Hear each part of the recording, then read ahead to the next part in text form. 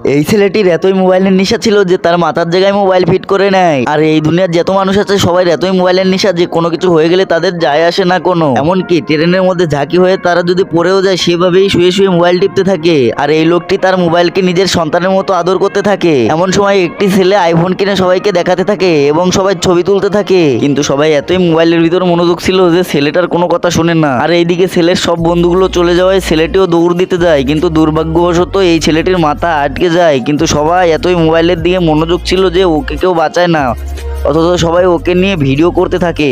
তারপরে ছেলেটি এতই ভয় পেয়ে যায়, তারপরে ও বডিটি টান দেওয়া মাত্র তার মাথা ছিঁড়ে দরজার ওই সাইডে চলে যায়। তারপর থেকে এই ছেলেটির মাথা হারিয়ে ফেলে, এই জন্যই ওর মাথার জায়গায় একটি মোবাইল ফিট করে ফেলে।